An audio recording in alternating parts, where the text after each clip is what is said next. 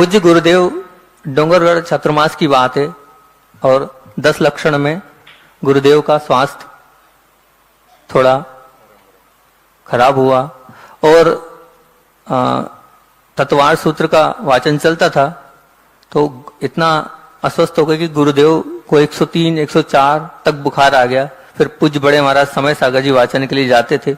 उसी समय की बात है कि और उस समय पूज्य गुरुदेव की केशलोच की तारीख भी उसी समय पड़ी थी। अब जब गुरुदेव का केशलोच था उसके एक दिन पहले आचार्य भगवान ने जल लिया था आहार में और बैठ गए थे। अब अगले दिन केशलोच था। उस समय मल्ली सागर जी थे संघ में, विशाल सागर जी थे, हम थे और 4-5 महाराज मतलब आचार्य श्री के साथ केशलोच करते थे। हम सब महाराजों ने ये प्लानिंग करी कि आचार्य श्री ने कुछ भी नहीं लिया है, सीधे सीधे उपवास ही है और अगर बुखार भी बहुत आ रहा है अपने को एरिया पद में किसी को केशलोच नहीं मांगना है।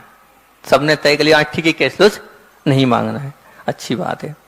किसी ने केशलोच आचार्य भगवान से नहीं मांगे और आचार्य श्री ने भी मतलब उनके उससे ऐसा लगा नहीं कि उनको याद है। हम सब बड़े खुश, आचार्य श्री भी को भी याद नहीं रहा कि कल अपना केशलोच है, बहुत अच्छी बात है।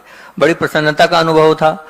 शाम हुई, दोपहर तक आचार्य भगवान को 99 था और रात हुई 102, 103 तक टेम्परेचर पहुंच गया। यहां तक कि आचार्य भगवंत तीनों टाइम स्वयंभू करते हैं। हम लोग तो एक ही बार करते हैं, आचार्य भगवान तीनों टाइम स्वयंभू करते हैं। तो इतना मतलब तेज फीवर था। फिर सब महाराज लोग बैठे, आचार्य श्री ने भी मतलब बोला लेकिन हम सब लोग सुना रहे थे। अब सुबह रात्रि हुई, रात्रि में करीब लगभग 3-3:30 बजे की बात होगी और लोग कहते हैं ना हम कर रहे हैं गुरुजी की वैयावृत्ति, हम कर रहे हैं, लेकिन उनकी वैयावृत्ति करने तो देवलोग आते हैं। कौन आते हैं? 103, 104 फीवर था। अब देवलोगों ने कैसी वैयावृत्ति करी बताता हूं।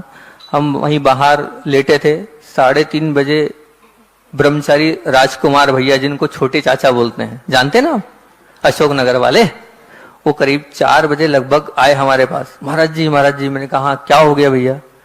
बोले आचार्य भगवंत को इतना पसीना निकल गया है, 2 नेपकिन ऐसे निचुड़ गए हैं। मैंने कहा अच्छा।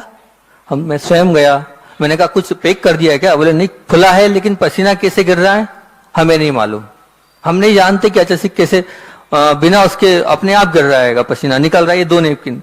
मैं स्वयं गया, वहां जाके देखा कि वास्तविकता में अपने आप कैसे हो रहा है वो ये तो मैं नहीं जानता, लेकिन वो 2 नेपकिन तो निश्चित तौर से जो है वो गीली हो गई, तब ने मतलब पसीना निकल रहा है।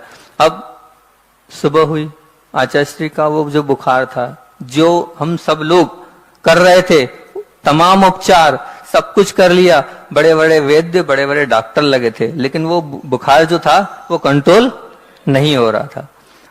सुबह हुई, सुबह होने के बाद आचार्य भगवंत नीचे भक्ति के लिए आए। भक्ति के बाद आचार्य श्री ऊपर गए।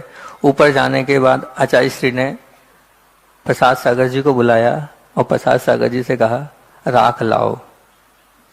क्या कहा? राख लाओ। जैसे ही राख महाराज जी लेने गए, मैं दरवाजे पे खड़ा हो गया और मैंने प्रसाद सागर जी से कहा मैं आपको अंदर नहीं जाने दूंगा। मैंने कहा मैं आपको अंदर नहीं जाने दूंगा। तो उधर से आचार्य श्री उनको बुला रहे हैं और उधर से मैंने उनको रोक दिया, मैंने आपको अंदर नहीं जाने दूंगा। आचार्य श्री बहुत तेज चिल्लाए, मेरी आंख से आंसू गिर गए। हटो, सुनते नहीं हो, दूर हटो, आन दो उनको। तो बिल्कुल इस प्रकार से बोला, मेरी आंख से वहीं आंसू गिर गए। फिर मैंने महाराज जी को अंदर जाने दिया।